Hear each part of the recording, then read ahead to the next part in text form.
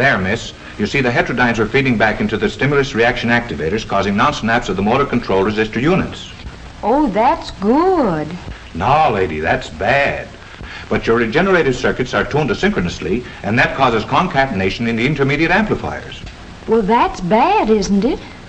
No, that's good. From now on, I don't think there'll be the slightest trouble with your robot. Your domestic problems are completely solved. Well, thank you very much. That's perfectly all right. And if there's anything else you want to know about your robot, don't hesitate to give us a ring. Good day.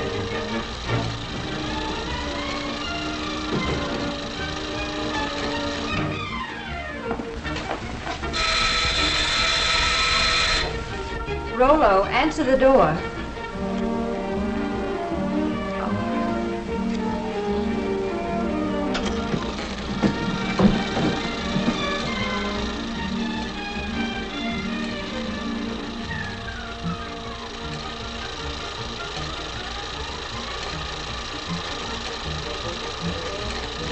Sign here.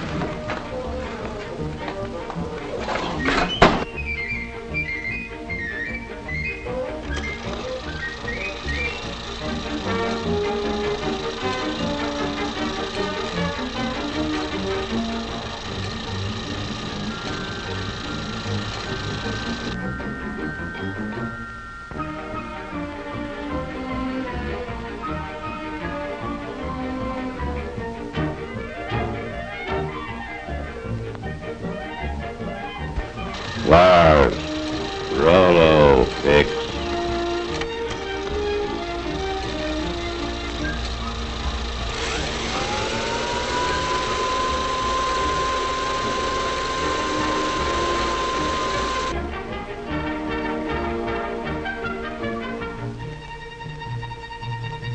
Yes, ma'am. Rollo, get.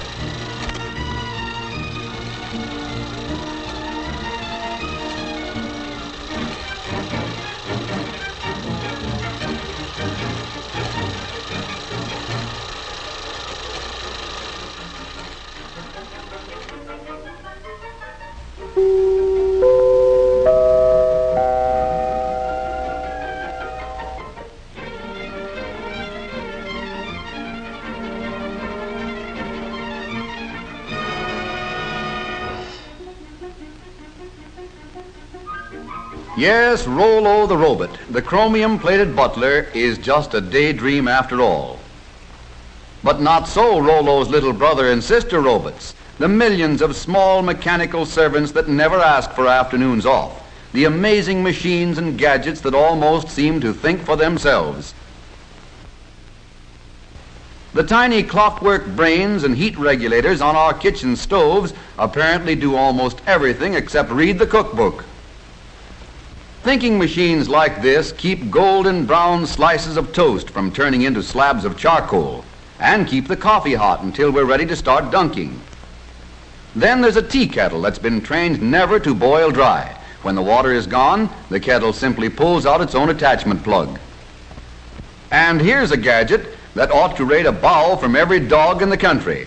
A Fido feeder that never forgets when the pup is dining home alone and the rest of the family is dining out. What's more, it tells him when to come and get it.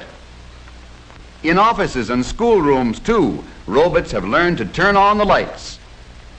This little electric eye measures the amount of daylight coming in the windows. When the light level outside drops below the requirement for good visibility, this robot throws a switch, and the first bank of lights goes on. No robot machine has ever been accused of being absent-minded or careless at its work. Here, a robot that never sleeps nor winks, nor looks out the window, stands guard over the men who work at this giant press.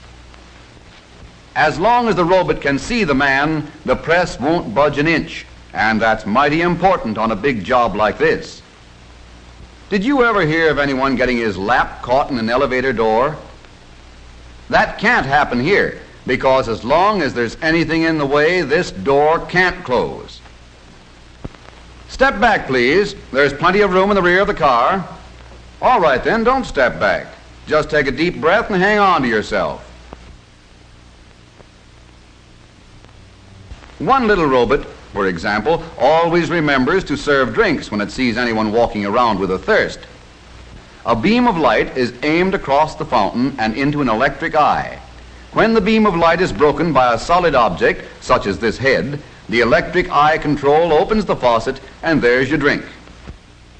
This particular device is an automatic fire sprinkler. Someday, maybe someone will invent a robot that can take a joke.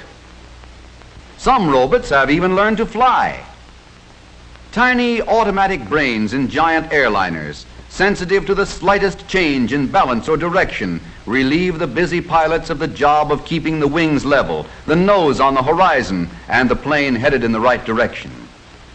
Don't look now, but this motor car is simply full of robots.